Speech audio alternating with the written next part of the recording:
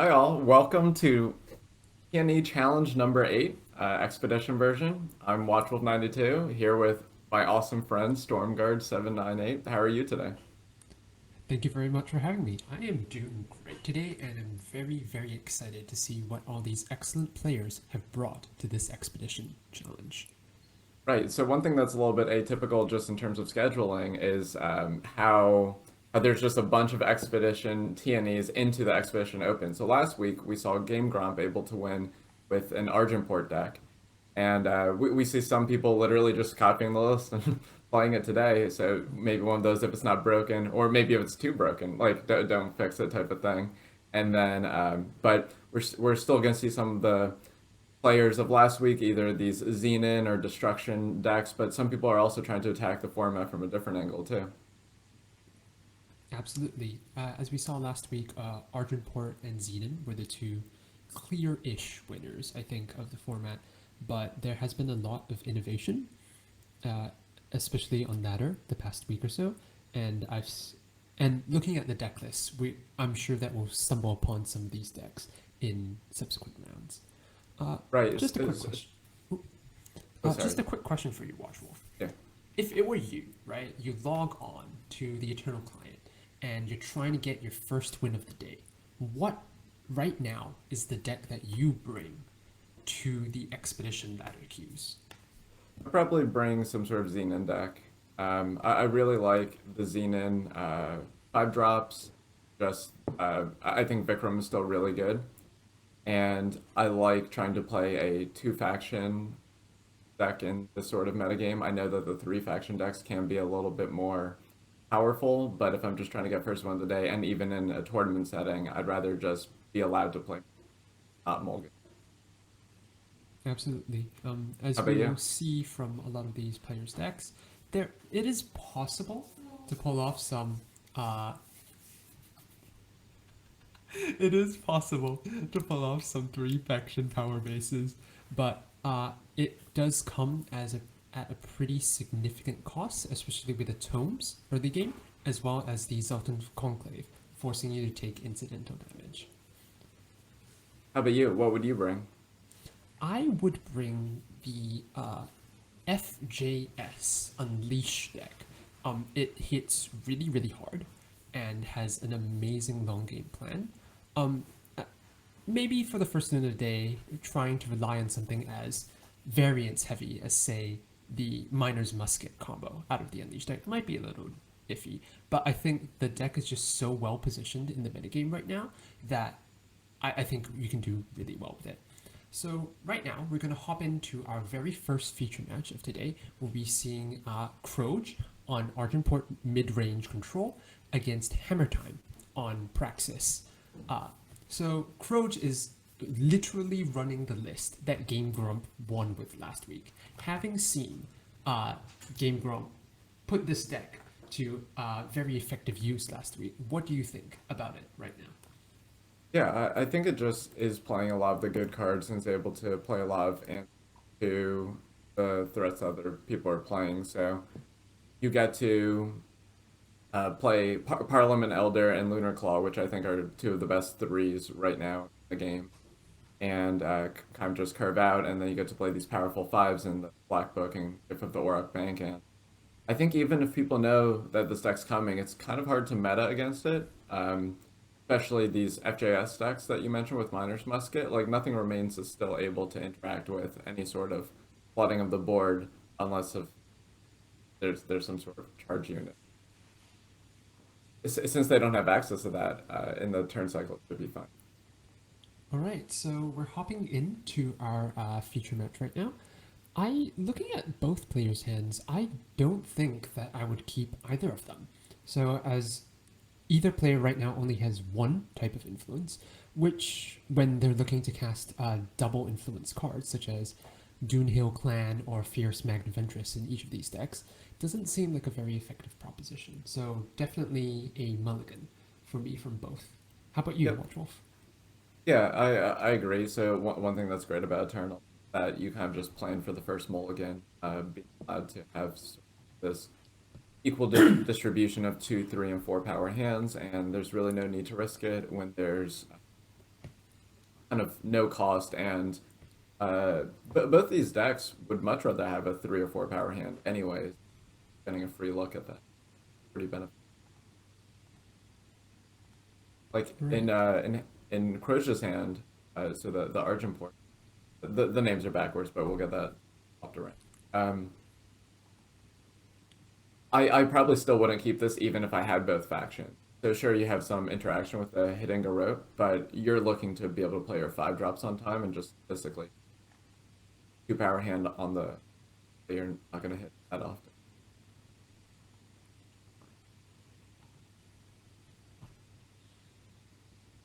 One thing that is interesting about Hammertime's deck is inclusion of cards like Exodus and Final Moments, which gives a lot more inscribe. So that helps them hit their 5 drops more off of the mulligan. Jeering Yeti you see there as well, so yet another reason to make sure that you have them. Absolutely. Considering how powerful all of your 5 drops are. I mean, the deck name is literally called Final Five, right? Mhm. It really emphasizing the strength of these later game plays. So you definitely want to make sure that you have the power to be able to play them. Right. Hopping into the game. Ooh, a double nothing remains hand from Kroge. Definitely a solid board clear in case Hammer Time suddenly floods out, so to speak, with uh, unleash units. But given the density of charge units in Hammer Time's deck, relying too heavily on these nothing remains may prove to be very dangerous as well. Yeah, another thing that works in Hammer Time's favor is the adjustment or nerf to Fierce Magnaventress. So the Searing Fist would normally be kind of dead in a matchup like this, but here, if you're able to go a little bit wider, the Searing Fist be able to clear the Magnavent. Interesting choice by Hammer Time. They're not playing the Jeering Yeti as the inscribe, hoping, essentially hoping to. I'm not really sure. I think I would have probably played the Jeering Yeti as power there just so that you can uh, essentially hit all of your units in curve. Well, As you mentioned before, in this well, position, little less, um, little more yeah. liquid. So the logic behind not playing the Daring Yeti is the times that you draw a power and nothing remains isn't played. So something like the Fearsome Magnaventress is played instead. Means that you're able to play 2 drops on turn 4, so you'd be able to play the Searing Fist and the Jeering Yeti, and it's much more beneficial for you if you draw a power. So I understand Hammer Time's line, but it's good to know that there's all these interesting decisions being made from the get go. Absolutely.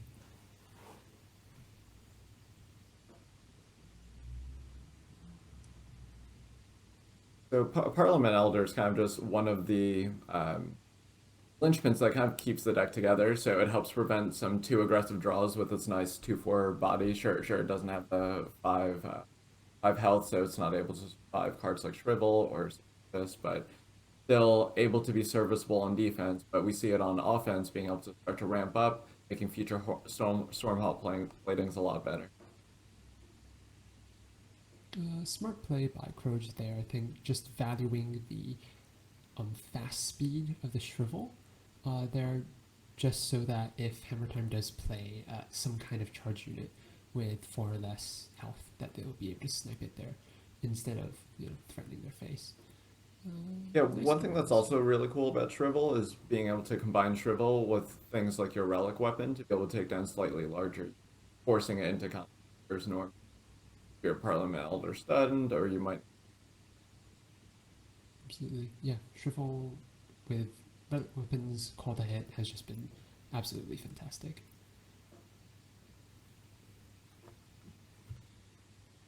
Okay, so Hammer Time's struggling a little here, trying to find that fifth power to help. Oh, ooh, sort of got the fifth power there, but it is depleted in the form of the inscribed Jury Yeti. I think. Yeah, it's still fine though. You're able to Searing Fist, Miners, like sure you're gonna lose the money, but or you can just continue wait if you plan on having the Reva connect and combo it with an turn spell.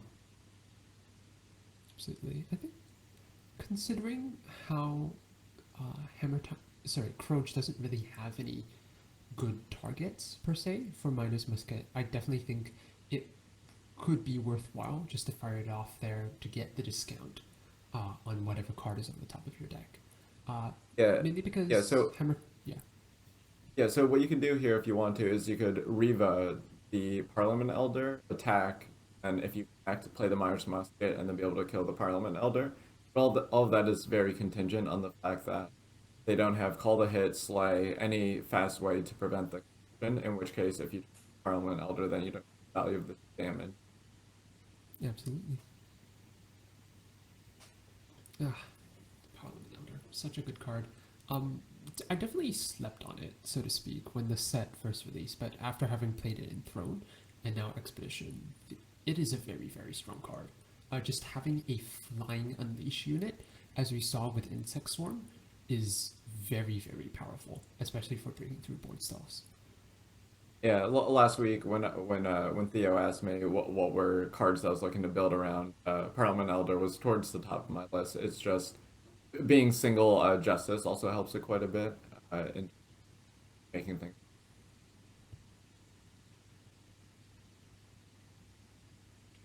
Unfortunately, for Hammertime here, there, they really needed to sort of, I guess, set the pace in this matchup. And currently, having had power issues for a number of turns, Crow has just been able to keep ramping, keep drawing removal spells, and answering all of Hammertime's threats one for one, just putting them further and further behind. They'll probably need some sort of really big, say, Doonhill Clan or Barbarian Gorillas to pull back into this game. Yeah, so with that in mind, like if that's your line of play, you could deploy one of the miners musket here, maybe even both if you're planning on exactly Doonhill Clan, just to be able to really go wide if you're able to top deck one of those. And that's exactly what Hammertime is doing, trying to get those discounts stacked up on the top unit of their deck, seeing that as most likely their best way to win, to claw back into this game. That are really cheap Riva here, so uh, gonna pack it in, but for those who might be new to the TNA, these are all best 2 out of 3 matches, so not over yet for Hammer Time, but just that game. Absolutely. So do you think that's the typical way this matchup plays out, or like do you think it's play draw dependent? What are the different factors that go into this? Because we just saw one subset of the types of games happen, and here's the tools that Hammer Time work with. Yep. So for Hammer Times, that I think it is very important for them to be able to get on the board early.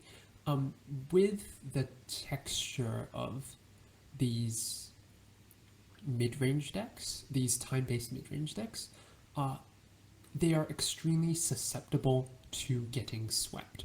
And Hammer Time does know that Kroge has sweepers in their deck Mhm. because of the open deck list. So, for instance, this hand, I'm not sure.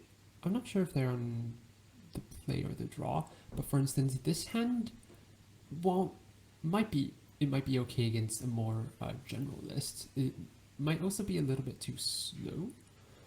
If especially if you're on the draw and only starting to deploy threats by turn 3. Ah, never mind. They're on the play. Play is fine. Play is fine Mhm. here.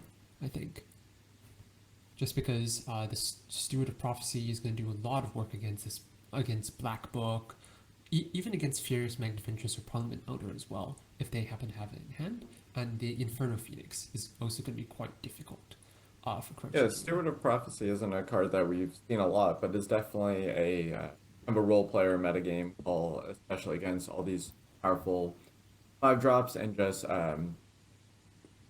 like summon effects. So, for instance, you could even just steward down your opponent's Inferno Phoenix or their Vikram.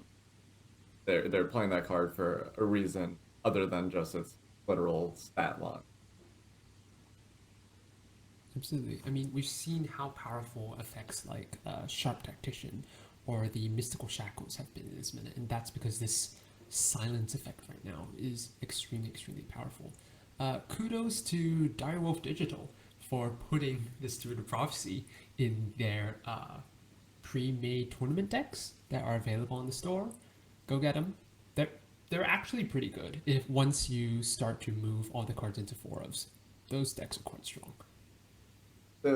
We saw a pretty good play from Kroge the previous turn, not playing either of the Parliament Elders to set up this Nothing Remains. So the reason why that play works out, besides just Hammertime needing to kind of set the pace of the game and deploy their threats even into a possible Nothing Remains, that if Hammertime were to take their foot off the gas and just not do anything for a turn, then you're susceptible to an end of turn slay, and then you did nothing for like you're gonna have no attacks on the. So pretty good awareness of erosion. Hammer time just Yeah, absolutely. In this matchup, sometimes you just have to hope that they don't have it, essentially, or that if they do have it, that you can string together enough burn or charge damage to hopefully just push through afterwards. so here we see the Searing Fist clearing out one of the Minotaurs, just trying to kind of crawl over the finish line. The Croach has 5 cards in their hand. We know that they're all pretty decent. Just starting to run out of threats, but nothing a good Unleash card or two can do And to this Gift of the Yard Bank forcing the Dune Hookland to block, essentially, is going to make it very, very difficult for really good him to draw push from some Hammer damage on Time. the ground now. Ooh, but this top deck Barbarian Gorillas, excellent removal for these gifts. Love to see it. Absolutely love to see it.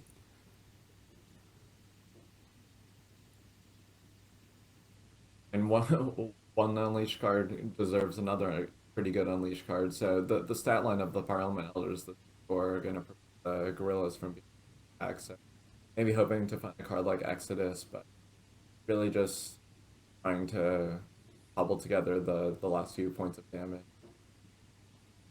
Speaking of Exodus, I have been quite impressed by the card in lately, especially in combination with Through the Unknown. So for those perhaps a little bit unfamiliar, if you're able to piece together an Unleash unit, give it Charge and Endurance with Exodus, and then buy it back with Through the Unknown, then it makes it very difficult for these Argenport decks to play around that effectively, because even a slow speed sweeper, such as Nothing Remains, doesn't actually stop this onslaught of charging Unleash units, which is very, very neat. So we see the Black Book come down. It was silenced from the earlier Steward of Prophecy, so just kind of holding down the fort. Hammer Time looking to make an attack here after drawing the Myers Musket, being able to, saying, "Hey, I'm willing to 2 for 1 myself, but I'm gonna play this musket anyway, and if I could get one of your 2/4s out of the way, that would be super great for me." Absolutely. At this point, Hammer Time just needs to attack. But yeah, and we're seeing here that how impressive the 7 health stat line is on the Black Book. Yes, it is silenced. Yes, it does not have all of its fancy, delightful abilities, but that 7 health is still a lot, and is very difficult for Hammer Time to push through without any sort of burn afterwards or damage, so on and so forth. Essentially, to making Hammer Time have additional interaction. Yeah, I feel like there's a lot of cards that are legendary that don't have like the legendary sort of feel to them. Like they're kind of just like pretty good. Maybe they're a little more thematic or like call back to a character. The Black Book, every single piece of it, it's that line, not that hard to play influence wise, and then all of the text on it, including the summon ability, and then just it being in play. So such that even when it's silenced, it's still like serviceable. Like 1/7 is not bad against your aggressive opponent. Absolutely. And now we're seeing the power of the Parliament Elders. They fade so nicely into each other.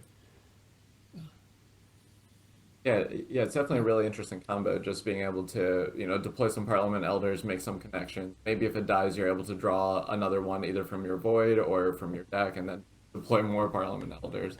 You're kind of increasing the density of your draw set, like your draws, because you're gonna have less Justice Sigils in your deck as well. Absolutely.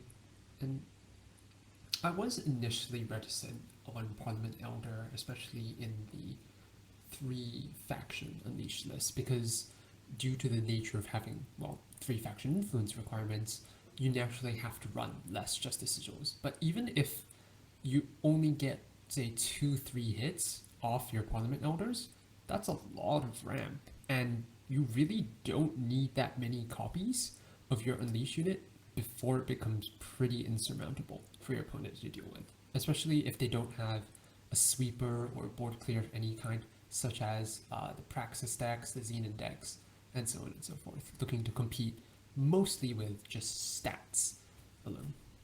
Right, and since Parliament Elder stuns itself, it's not like you're really itching to get that many Justice Citadels in your deck out like that quickly because you're only able to get it at max every other turn, assuming they don't kill it, they don't have any flying blockers or anything. Just the overall pacing of the card allows it to be in the three faction decks, along with it just being a single J requirement. Alright, so we're hopping So here into it looks like we have Alex Fierro against EQ Doggo. DQ Dog. Okay, so two very strong competitors. DQ Doggo very well positioned in the wildcard race for this season, and Alex Vera was a wildcard competitor in last season's, well, in the summer season of 2021. So Alex Vera has brought this, has essentially harkened back to what performed really well last week as well. This Xenon token-esque go wide strategy. You're trying to get on board really early with cards like Nahid's Faithful, your Grumbo, and then be able to weather out the long game with your 4 copies of the big wheel. On the other hand, we see DQ Doggo adding fire for a little bit more interaction. I believe Sill Stronghold in their list as well, and they're uh, marrying it with a hero sub theme just to make sure that their power base works out well with their greater plans.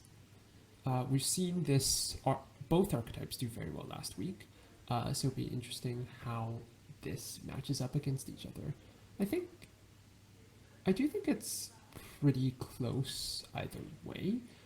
Yes, you just have generically more powerful cards in the FTS list, but also because of just depleted power naturally, it's harder for you to get on board quickly. So that opens the door for Xenon to just rush you down. I do see that DQ Doggo is running some copies of Saloon Muskrat, which is definitely an interesting call in a fairly unit-heavy FTS list, but I think it makes sense given their want for, say, just clearing the board early in case decks like Praxis or Xenon do get out of hand before they're able to stabilize well. I think it might also be a metagame call with the increase of the Miner's Musket Unleashed decks. So you just want to have like something virtually trading 1 for 1, or if you consider the Miner's Musket not a card, then like, or you consider a card, and then it's like, 2 for 1ing, just being able to clear the board. You have enough units to have 5 health that they're able to survive the contract of massacre. Um, there is, and I'll put it. It'll come back to me. We have a whole broadcast. Absolutely. And I think that's a trend that we're seeing across a lot of the decks that the players are bringing today. Yes, they are playing a lot of units. Yes, they are traditionally what would be classified as a mid-range deck. But they also need to play these sweeper style effects in case their opponent manages to pop off, so to speak, with unleash shenanigans with Miner's Musket. Just to have that failsafe and make their opponent play around the sweeper, which I think is a very intelligent deck building from a lot of players that we're seeing today.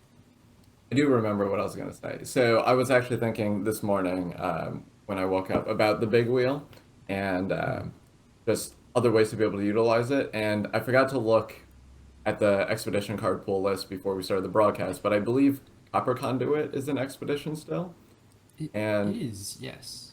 Right. So the problem with the big wheel deck, I think, is that sure, like you draw two cards every turn when we play the big wheel, but the problem is you don't actually use the extra power very well. Like you don't have any kind of like scaling sort of card, and you don't want to play like 8 drops with Inscribe or anything like that because you don't want to take too much damage from the big wheel. But I think you could play Copper Conduit, and that can also go well with Through the Unknown. Absolutely. Maybe I mean, maybe that's the next evolution, but Mega Brain.